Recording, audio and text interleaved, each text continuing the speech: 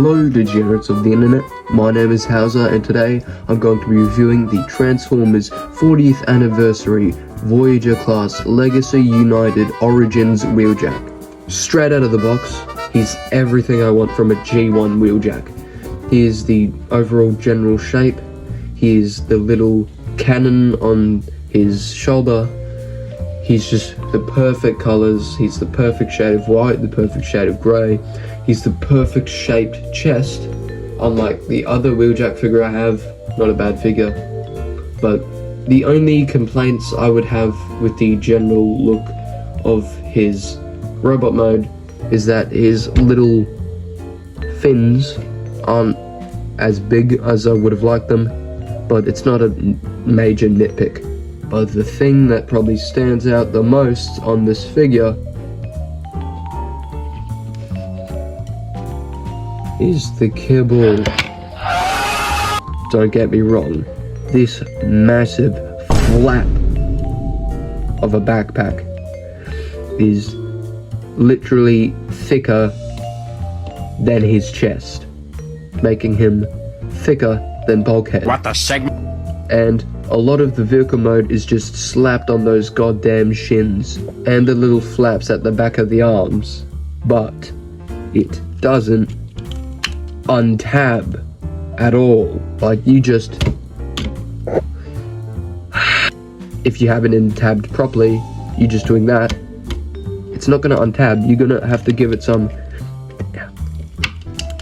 it's not even untabbing. Same with the kibble on the back of the legs. It kind of weighs the shins down a bit, but it's not gonna untab if you just, it's gonna take you actually feasibly trying to do that. And these pegs are really tight, and literally zero joints or zero structural parts are clear plastic, except this little chest piece, but that's not structural. But hands down, one of my favorite parts of this figure is that, oh, that's a beautiful head sculpt. It's just Wheeljack. That's all I have to say about it. It is him. This is my definitive Wheeljacked head sculpt. Like, oh my god, it is perfect. I mean, look at it compared to Kingdom's one. Like, it's just, this is him. Like, that's imitating him, but like this, like, you can tell it's kind of Wheeljack.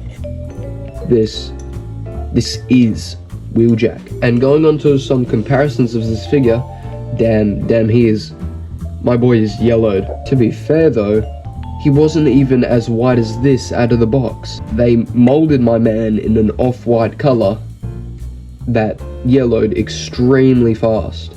You hate to see it, but yeah, when I first got this figure, I was like, oh damn, he's yellowed.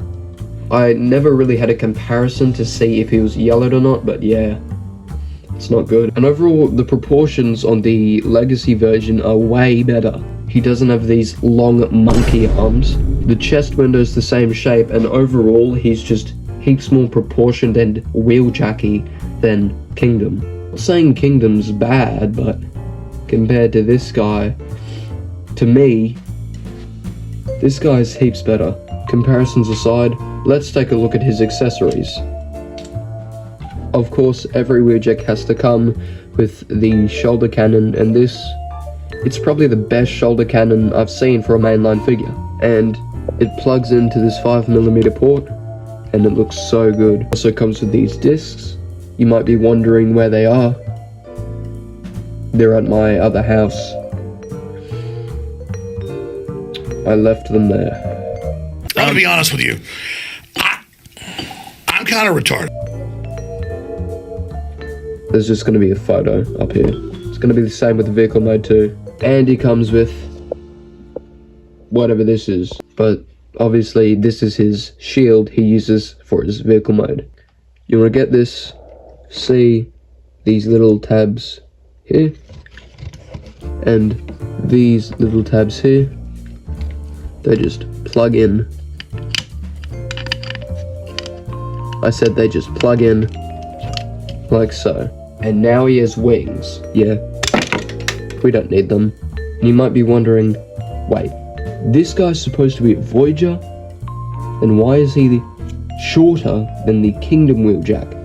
That is because if they were to do this at a deluxe price range, it probably wouldn't have been good. Like, the engineering is above leader level.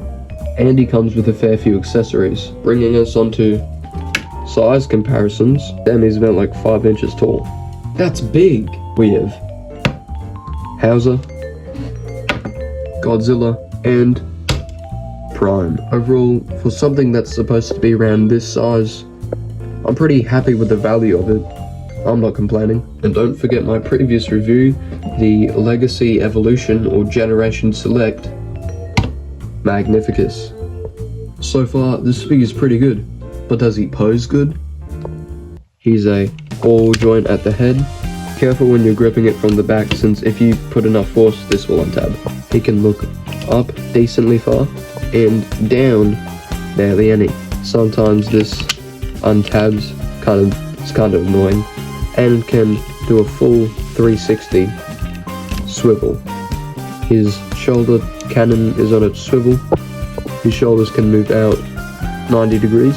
It would be able to go a full 360 if this kibble wasn't there.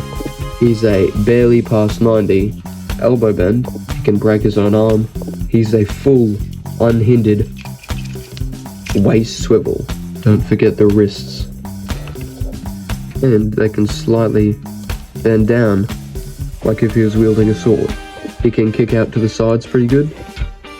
It's a bit loose though. He can kick back that far. Surprising amount because of all the kibble on him. And he can kick forward a bit above 90. And he is a bit past 90 bend at the knee. His ankles are on ball joints which can swivel a full 360. Allows for a pretty decent ankle tilt. And are on this additional hinge for some extra movement. Overall, the posability is good, but let's get into the real reason this figure is truly worth the price. You want to remove his shoulder cannon.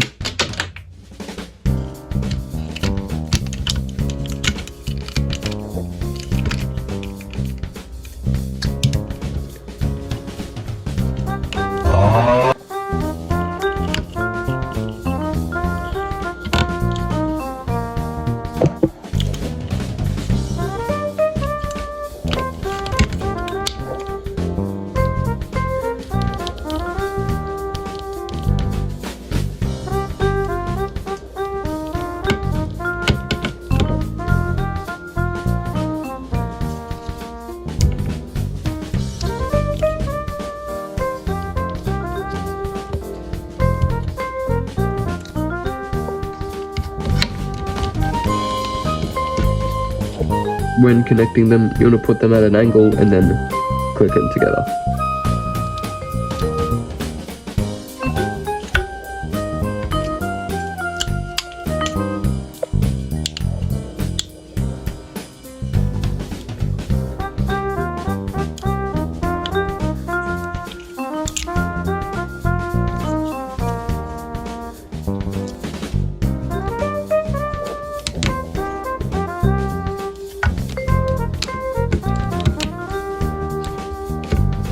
Yes, this is kind of spaghetti engineering.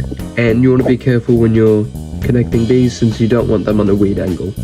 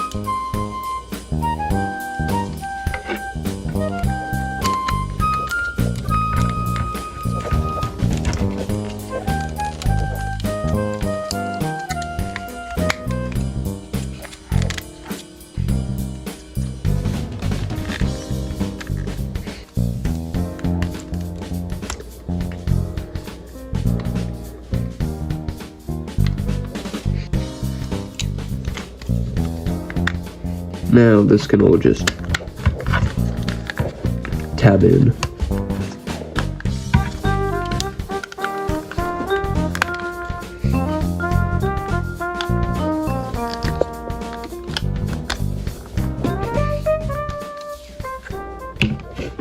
That transformation may have been hard to film, but off camera, it's probably one of my favorites. Normally when I'm just playing with this figure, I just keep transforming it back and forth because I want to learn how to do it faster, I want to learn how to do it better, and it's just a fun experience. And yeah, this is a Voyager scale vehicle mode. He expands.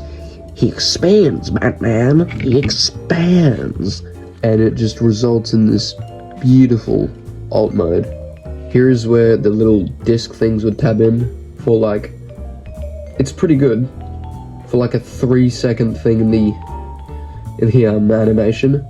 This is like some masterpiece level stuff.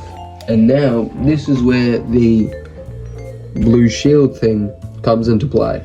I forgot to mention that this can like untab and like, how do I do this? This can untab and like become this, but yeah, who's ever gonna do this? And doing that puts stress on the clear plastic. Although I'm not worried about this breaking because it's pretty thick plastic. See these holes right here? And these tabs right here? This just goes over it and tabs into those holes, and that's pretty good. This is a reference to that one scene when he had his shield. And yeah, it's a nice addition. And then you just take it off like that. Here's a little gun can plug in at the top, but yeah, who's gonna do this? So we can just leave this to the side, or we can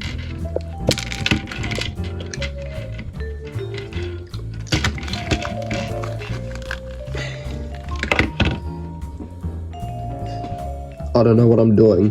And something the figure can do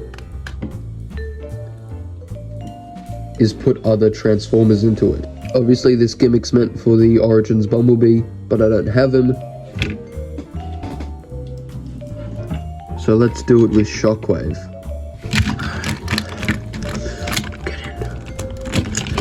Get in. I'll crumple you to the... Give me a sec.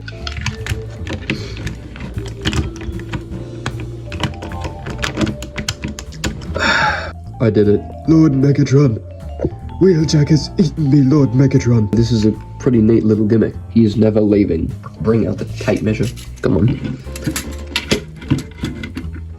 Onto size comparisons, we have Hauser, Godzilla, and Optimus Prime. You can really tell how much bigger he gets if he looks bigger than Optimus Prime. Yeah, he's Voyager scale, definitely.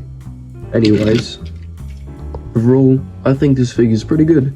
I rate him 4 out of 5. Highly recommend him.